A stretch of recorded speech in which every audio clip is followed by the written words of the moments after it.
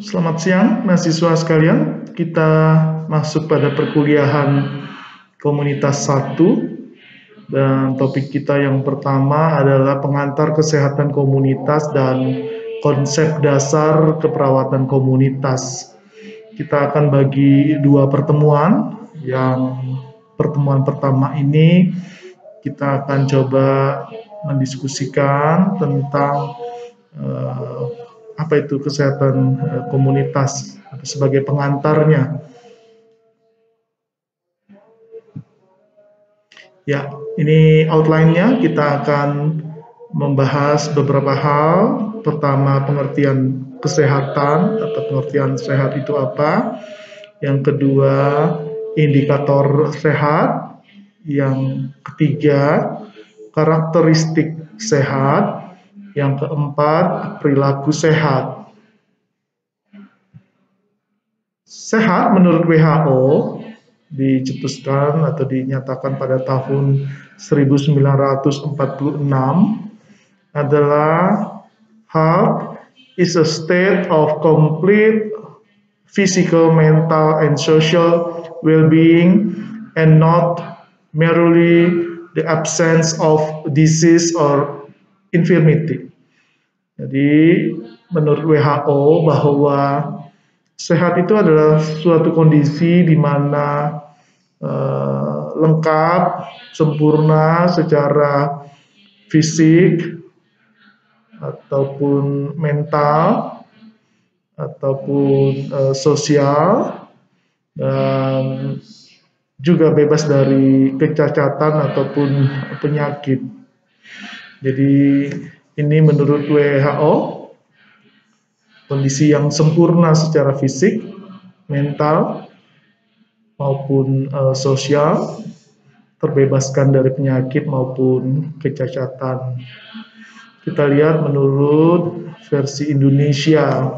Saya kutip dari Undang-Undang Kesehatan, Undang-Undang Nomor 36 Tahun 2009 tentang kesehatan, khususnya di pasal 1.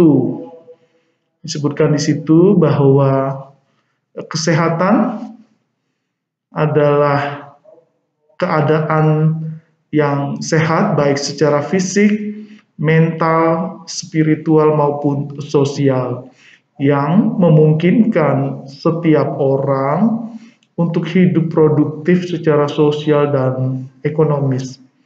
Mirip dengan WHO, namun dapat kita lihat di sini ada penambahan unsur spiritual.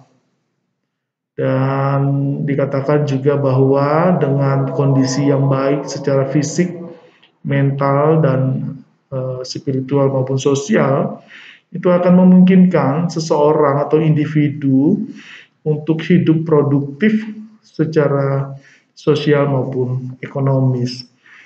Artinya, kalaupun kita merasa bahwa tubuh kita sehat, secara mental juga kita tidak ada gangguan, spiritual juga demikian, secara sosial pun kita mudah bergaul, bersosialisasi, namun kita malas, tidak bekerja, tidak produktif secara sosial, tidak produktif juga secara ekonomis, menghasilkan sesuatu untuk perkembangan kita, tidak bisa dikatakan juga sebagai sehat. Misalnya hanya bermalas-malasan saja di rumah padahal tubuhnya sehat dan sebetulnya memiliki tenaga untuk bekerja tetapi tidak bekerja atau tidak berkarya, ya tidak memenuhi syarat sehat menurut Undang-Undang Nomor 36 Tahun 2009 tentang kesehatan itu. Kita lanjutkan. Apa saja indikator kesehatan? Pengertian indikator kesehatan sendiri adalah ukuran yang menggambarkan atau menunjukkan status kesehatan sekelompok orang dalam populasi tertentu. Dicontohkan salah satunya adalah misalnya angka kematian bayi, seberapa banyak atau seberapa tinggi angka kematian bayi ini mempengaruhi atau menjadi indikator kesehatan dari sekelompok orang atau sebuah populasi. Ada indikator-indikator yang lain juga selain angka kematian bayi. Ada 24 indikator kesehatan yang digunakan dalam indeks pembangunan kesehatan manusia atau yang disingkat dengan IPKM. Saya ulangi, indeks pembangunan kesehatan masyarakat. Dengan nilai hubungan atau ada hubungannya dengan umur harapan hidup.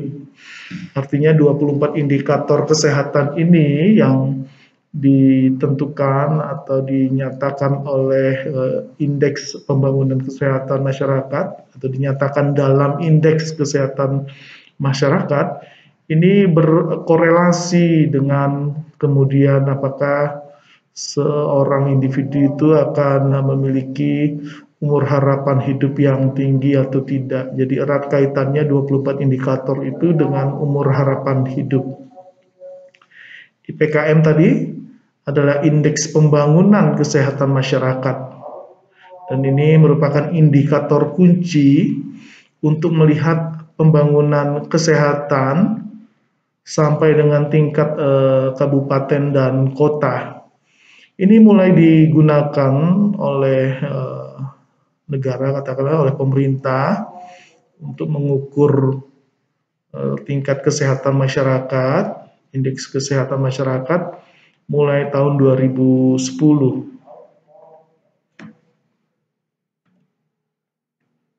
Ini tadi singkatan UHH, umur harapan hidup, atau ada juga yang menyebutkannya sebagai usia harapan hidup. Umur harapan hidup yang baik merupakan salah satu tolok ukur penilaian. Artinya kalau orang mempunyai potensi atau kemungkinan hidup yang tinggi, itu jadi tolak ukur juga penilaian apakah indikator kesehatan masyarakat itu baik atau tidak. Artinya kalau banyak penyakit ataupun tinggi stresor di satu wilayah atau adanya peperangan sehingga berpotensi menyebabkan orang tidak memiliki harapan hidup yang tinggi, itu artinya bahwa juga tidak memiliki atau tidak memenuhi indikator kesehatan. Nanti kita akan lihat satu persatu yang 24 indikator itu. Ya, ini indikator kesehatan tersebut adalah sebagai berikut. Prevalensi balita gizi buruk dan kurang. Jadi kualitas atau penentu kesehatan di sebuah kelompok masyarakat atau populasi dilihat juga dari seberapa tinggi angka kejadian balita dengan kondisi gizi buruk atau gizi yang kurang. Makin tinggi ya makin kurang baiklah kualitas kesehatan di situ.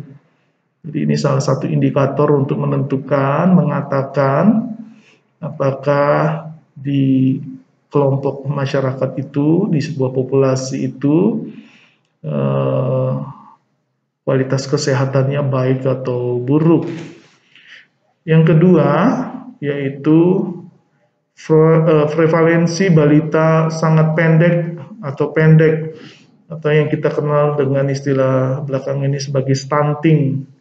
Berapa banyak balita yang kerdil begitu ya, tinggi badannya tidak sesuai dengan yang seharusnya pada umur itu begitu. Ya, ini banyak faktor, tapi ini menjadi salah satu juga indikator apakah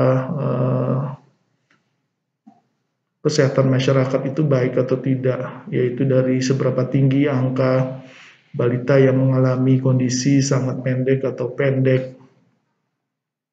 Lalu juga angka kejadian balita yang sangat kurus dan kurus, artinya dilihat dari berat badannya, apakah sesuai dengan umur atau tidak begitu. Ada standar untuk mengetahui bayi usia berapa, harus berat badannya setidaknya berapa. Jika kurang dari standar itu, dia dikatakan kurus atau sangat kurus. Dan angka kejadian balita yang sangat kurus dan kurus ini juga menjadi indikator kesehatan dari sekelompok masyarakat itu atau masyarakat. Lalu juga prevalensi balita gemuk, dalam artian yang berlebih berat badannya ya, melebihi standar. Ini pun tidak baik. Nah, jadi tidak saja hanya yang kurus atau sangat kurus, tetapi yang gemuk atau kegemukan juga tidak baik. Lalu yang lain, angka kejadian atau prevalensi diare, seberapa banyak anak-anak yang mengalami buang-buang air atau diare, apapun sebabnya, itu mempengaruhi juga kualitas kesehatan. Lalu juga seberapa tinggi angka kejadian gangguan pernafasan yang dikenal sebagai pneumonia. Lalu juga ada angka kejadian hipertensi atau penyakit darah tinggi. Ini pun dinilai untuk mengetahui atau menjadi salah satu indikator kesehatan masyarakat.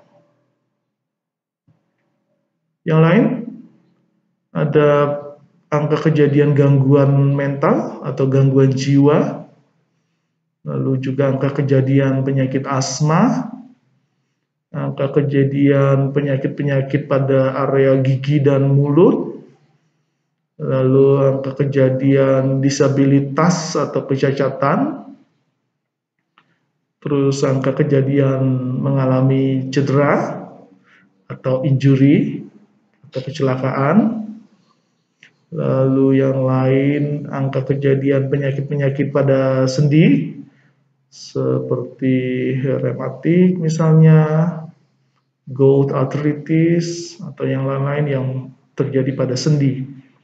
Yang berikutnya adalah angka kejadian infeksi saluran pernafasan atas atau infeksi saluran pernafasan akut begitu. Ini juga dinilai jika angkanya tinggi, banyak orang atau banyak individu atau banyak anak yang mengalami ISPA, juga menjadi indikator bahwa kurang baiknya kesehatan masyarakat. Lalu juga yang lain menyangkut perilaku. Apakah cukup banyak orang yang melakukan perilaku cuci tangan? Ya, ini masuk di dalam PHBS ya, perilaku hidup bersih dan sehat. Apalagi di era pandemi COVID ini, saya kira sih meningkat ya, karena memang jadi kebiasaan baru guna terhindar dari COVID-19, mulai memperhatikan anjuran pemerintah untuk jaga jarak, pakai masker, dan juga mencuci tangan. Namun mudah-mudahan ini menjadi perilaku yang menetap sehingga PHBS atau perilaku hidup bersih dan sehat rumah tangga ataupun sekolah ataupun di tempat kerja menjadi baik. Lalu proporsi merokok tiap hari, ya ini juga dinilai menjadi indikator apakah banyak orang yang merokok atau tidak begitu ya, berapa batang, berapa bungkus begitu. Jika tinggi, jika banyak, ya ini merupakan penanda atau indikator kurang baiknya kesehatan masyarakat. Lalu juga yang lain yaitu akses terhadap air bersih. Apakah masyarakat sudah mampu menikmati air bersih atau tidak? Ini juga menjadi indikator. Lalu juga memiliki sanitasi yang baik tidak? Jangan-jangan mereka jarang mandi atau buang air besar sembarangan begitu ya. Ada, mohon maaf, ada istilah-istilah di komunitas itu yang namanya dolbon, mohon maaf, modal di kebon misalnya. Ada juga yang mengistilahkan sebagai dolsek, modal di kantong kresek lalu dilemparkan ke tengah sawah atau kemana sembarangan ya. Nah, ini menjadi indikator juga apakah masyarakat memiliki sarana MCK sanitasi yang baik atau tidak. Yang berikutnya adalah cakupan persalinan oleh tenaga kesehatan. Ini pun dilihat sebagai indikator seberapa banyak bayi-bayi yang dilahirkan oleh tenaga kesehatan, apakah itu dokter, bidan, atau perawat, begitu. Kalau masih banyak yang ke dukun beranak atau ke paraji, begitu, artinya ya menjadi indikator bahwa kurang baik masih kualitas kesehatan di wilayah itu atau di kelompok masyarakat itu. Lalu juga cakupan pemeriksaan neonatal, yaitu pemeriksaan terhadap bayi yang baru lahir, apakah mereka mendapatkan pemeriksaan atau tidak, begitu ya, itu juga mempengaruhi. Lalu juga cakupan imunisasi lengkap, apakah balita itu memiliki atau mendapatkan imunisasi yang lengkap, atau ada bolong-bolong imunisasi dasarnya dilakukan atau tidak, dibawa ke posyandu untuk mendapatkan imunisasi atau tidak, itu juga menjadi indikator. Lalu yang lain, cakupan penimbangan balita, apakah balita dibawa ke posyandu secara rutin atau tidak untuk ditimbang berat badannya ya. Sebetulnya bukan hanya ditimbang ke posyandu, itu juga diukur tinggi badannya sehingga bisa menjadi menjadi diketahui apakah mereka pendek atau sangat pendek, atau kurus atau sangat kurus, atau kegemukan juga bisa diketahui. Nah, yang berikut ini adalah tentang rasio atau kecukupan tenaga dokter per puskesmas. Apakah ada dokter atau tidak di puskesmas. Yang terakhir adalah rasio bidan per desa, atau ya ini menyangkut program bidan desa dulu ya. Ada penempatan bidan-bidan desa, satu bidan di satu desa begitu. Apakah sudah bisa demikian? Nah, kita di IPKKI, Ikatan Perawat Kesehatan Komunitas, sedang berusaha memperjuangkan agar juga ada program perawat desa. Satu desa dikelola oleh satu perawat. Namun terkendala karena sejak Maret yang lalu kita terkena pandemi COVID, jadi programnya tidak berjalan. Para perawat komunitas seperti saya itu berhimpun di dalam Ikatan Perawat Kesehatan Komunitas. Nah, karena saya berada di Jawa Barat, di Kota Bandung, saya berhimpun di Ikatan Perawat Kesehatan Komunitas yang wilayah Jawa Barat. Nah, sudah dirancang tentang satu perawat satu desa, tapi ya itulah karena situasi pandemi tidak, sementara mengendap dulu. Mudah-mudahan sesudah pandemi ini berlalu bisa dilanjutkan dan programnya bisa dijalankan. Lalu ada indikator keluarga sehat. 12 indikator utama untuk menjadi penanda status kesehatan sebuah keluarga. Ini terkait dengan program program PISPK ya, program Indonesia Sehat dengan pendekatan keluarga.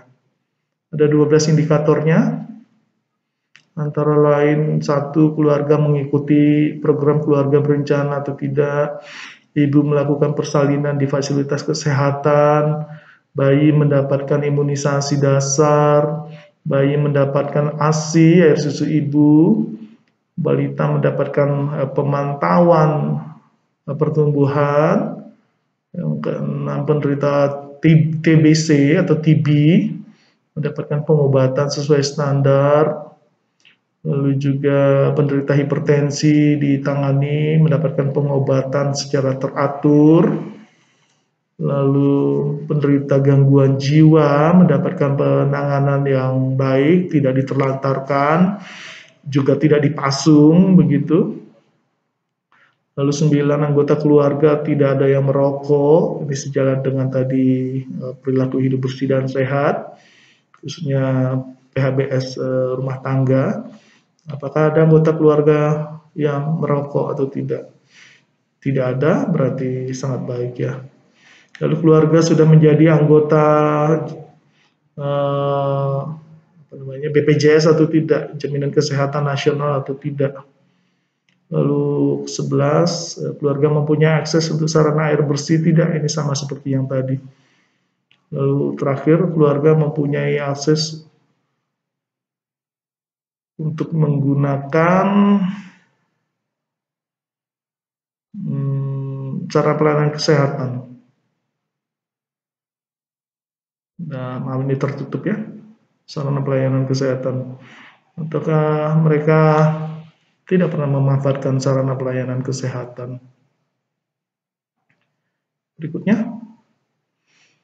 Nah, kalau indikator sehat secara individu, ya kita kembali ke Undang-Undang Kesehatan Nomor 36 Tahun 2009 tadi ya, tentang kesehatan.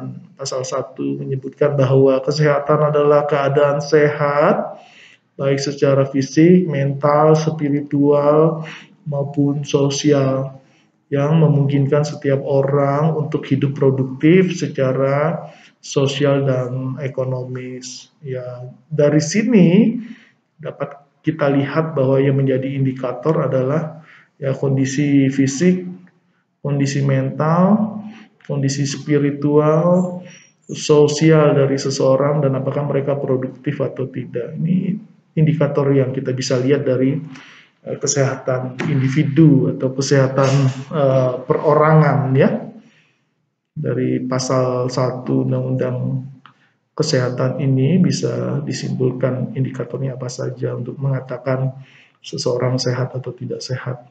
Meskipun untuk mengetahui kesehatan fisik, kesehatan mental, spiritual, sosial masih harus diukur ya, diperiksa kembali begitu. Tetapi paling tidak bahwa komponen besar ini menjadi indikator kesehatan seseorang. Lalu slide berikutnya, ini 8 karakteristik sehat menurut Leonard Sagan 1987. Ada 8. Yang pertama, mampu membuat keputusan. Jadi orang yang sehat itu mempunyai kemandirian membuat keputusan, punya otoritas, punya otonomi. Jadi dia tidak bergantung kepada orang lain untuk membuatkan keputusan bagi dirinya ya. Orang sehat seperti itu. Yang kedua, memiliki komitmen pada tujuan. Artinya dia mengerti tujuan hidupnya apa, lalu punya komitmen untuk mencapainya. Segala upaya dilakukan guna mencapai tujuan itu. Orang sehat seperti itu, punya tujuan hidup, punya tujuan untuk berkembang, tidak statis. Dan seseorang yang sehat memiliki komitmen untuk mencapainya. Lalu orang yang sehat memiliki menjunjung tinggi kualitas hidup. Oleh karenanya orang yang sehat sangat mementingkan juga kesehatan, sehingga mereka akan berolahraga ya, menyempatkan untuk rekreasi, karena mereka tahu bahwa terlalu sibuk dengan bekerja dan lain-lain, lupa berolahraga, berrekreasi dan lain-lain, itu akan menyebabkan mereka justru mengalami sakit dan tidak produktif. Sehingga mereka juga menempatkan olahraga dan rekreasi misalnya untuk memperbaiki kualitas hidup mereka, karena dengan demikian mereka akan sehat dan kualitas hidup mudah-mudahan dapat tercapai dengan kondisi tubuh yang sehat. Lalu berorientasi pada masa depan ya, mereka visioner. Nah, ini terkait juga dengan tujuan tadi ya. Jadi apa tujuan hidupnya, bagaimana mencapainya, apa yang harus dipersiapkan untuk menghadapi masa depan begitu. Mereka tidak lihat ke belakang, masa lalu adalah sejarah begitu. Biarkan saja, meskipun Bung Karno mengatakan jangan sekali-kali melupakan sejarah, tetapi yang terpenting adalah bagaimana masa depan ini, apakah akan baik atau tidak baik, akan seperti apa seseorang atau kita, itu tergantung visi kita pada hari ini ya, orientasi kita ke masa depan atau ke hanya jangka pendek saja pada saat ini. Orang yang punya kondisi yang sehat begitu katakanlah, itu mampu untuk menjangkau ke depan, pemikirannya jauh ke depan. Lalu orang yang sehat mampu berjejaring, tidak hidup sendiri, ya, mampu membuka relasi dengan sesamanya, dengan orang lain, juga dapat membina kasih, ya, membina rasa sayang kepada orang lain. Ini berjejaring. Ini berjejaring itu mempermudah kehidupan sesungguhnya ya. Makin banyak relasi, makin banyak kenalan, mudah masuk kepada sebuah lingkungan, itu akan mempermudah kehidupan, memperbaiki kualitas hidup juga. Lalu orang yang sehat menyukai persahabatan. Dia senang bergaul, senang memiliki sahabat. Meskipun ya mereka mengerti hal-hal yang sifatnya privacy yang harus dijaga begitu, dan juga menghormati privasi orang lain. Namun pada intinya seorang yang sehat menyukai persahabatan. Ya mungkin karena tadi juga ya bahwa manusia itu makhluk sosial, sehingga menyukai persahabatan atau menyukai relasi dengan orang lain, bergaul. Lalu yang berikutnya ketujuh, ada keinginan senantiasa untuk belajar. Merasa bahwa tidak cukup hanya pendidikan formal yang dialami. Tidak hanya cukup pendidikan SD, SMP, SMA, perguruan tinggi, tetapi ada hal-hal yang lain yang mereka merasa perlu pelajari. Jadi ini memang ciri khas dari atau ciri dari seorang yang sehat. Keinginan untuk belajar yang lain tidak hanya tergantung dari apa yang dienyam atau yang dialami di bangku pendidikan formal. Ya, misalnya belajar tentang hidroponik, belajar tentang membuat kuliner, belajar tentang hal-hal yang lain lah yang mungkin berguna bagi hidupnya. Yang terakhir, memiliki rasa koherensi dengan dunia luar, merasa bahwa nasib dunia ke depan ini tergantung kepada dirinya juga begitu. Akan seperti apa dunia ini di masa depan tergantung kita begitu ya. Jadi ya orang sehat mulai memikirkan ke depan dunia ini akan seperti apa, apakah akan lebih buruk atau lebih baik, tergantung kita semua. Orang sehat bisa berpikir seperti itu, sehingga mungkin mulai berpikir untuk menata sampah dan lain-lain. Ya, karena merasa bahwa dunia ini sebetulnya pinjaman yang kalau kita menikmati kebaikan pada hari ini, kita akan kembalikan pinjaman ini kepada anak cucu kita dengan kondisi yang baik pula tentunya, bukan menjadi lebih tidak baik atau tidak berkualitas. Ini tergantung kita semua. Orang sehat bisa berpikir yang 8 ini ya. Ini memang menurut Leonard Sagan 1987 ini sebagai karakteristik psikologis sebetulnya, tetapi ini mewakili lah karakter sehat, 8 karakter sehat individu. Selanjutnya, ini perilaku sehat. Kita bicarakan topik berikutnya, outline terakhir kalau nggak salah, tentang perilaku sehat berdasarkan Lawrence Green tahun 1980. Ada disebutkan faktor pencetus atau predisposing. Predisposing ini apa? Yaitu faktor-faktor yang mendorong untuk berperilaku sebagai alasan atau motivasi berperilaku. Kecenderungan dalam pengalaman belajar, misalnya pengetahuan, sikap, keyakinan, sosial, demografi, dan lain-lain. Artinya bahwa orang bisa berperilaku kalau dia memiliki pengetahuan. Nah, nanti kita akan pelajari lebih lanjut ini, atau sudah barangkali di mata kuliah promosi kesehatan ya, pendidikan dan promosi kesehatan. Jadi orang berperilaku itu karena memang ada dorongan atau pencetus yang dikenal sebagai predisposing. Gitu.